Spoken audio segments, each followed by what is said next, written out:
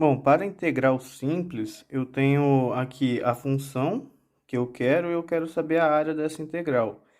Então, basicamente, essa integral aqui, que é a representação do cálculo dessa área, é basicamente eu fazer vários retângulos nessa área e determinar a área de um desses retângulos e fazer o somatório, como está aqui, o somatório de A até B dessa área.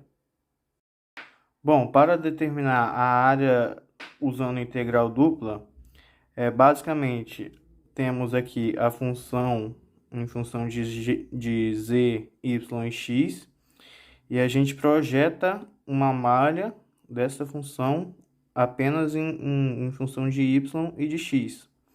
Assim, a gente consegue calcular a área de cada um desses quadradinhos aqui, fazendo uma malha.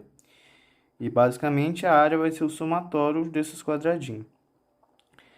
E o volume vai ser o somatório desse quadradinho com a altura. Basicamente, o volume vai ser o somatório desses retângulos. Bom, em coordenada polar, eu quero descobrir, por exemplo, a área, essa área aqui. Bom, eu sei apenas que esse arco aqui vai ser o θ vezes o raio. Porém, eu não consigo determinar essa área, né? Com isso, eu vou dividir essa função em várias pequenas partes, né, dessa função. E com isso, essa área delimitada aqui, ela vai ficar tão pequena a ponto de ser praticamente um retângulo. E com isso eu vou poder fazer a multiplicação. A multiplicação que vai ser o dr vezes o L, no caso que vai ser o dθ vezes o R. Isso vai ser a partezinha pequena da área, né, o dA. Então, basicamente, a integral é fazer o somatório de A até B do dA. Então, vai ser isso aqui.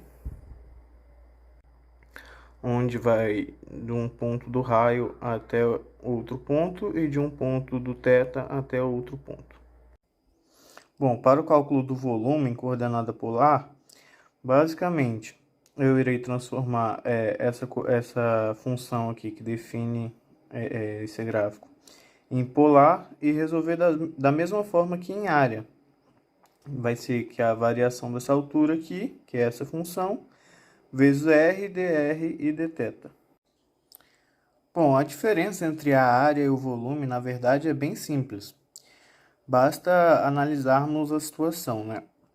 Sendo que a área vai ser apenas o somatório de todos esses quadradinhos aqui, como já explicado, né?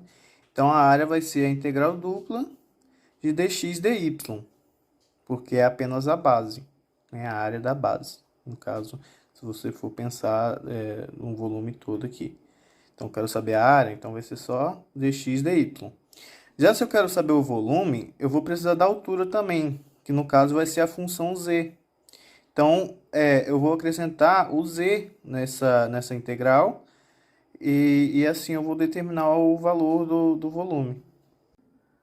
Bom, para calcular a integral dupla dessa região retangular aqui, nos pontos onde o x é menos 1 e 1 e y é 0 e π sobre 2, a gente resolve o seguinte.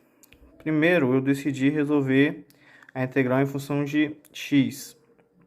Então, primeiro a gente bota aqui os valores de x, menos 1 em 1, e resolve. Integral de x é x ao quadrado sobre 2 e repete o seno de y.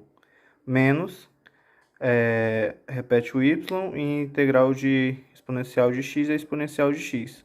Os limites de 1 a menos 1. Aqui faz uma substituição, né, desses valores.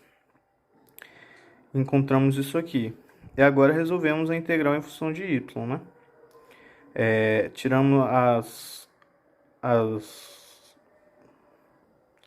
Tiramos as constantes aqui, né, da integração e fica a integral de 0 até π sobre 2 de y dy.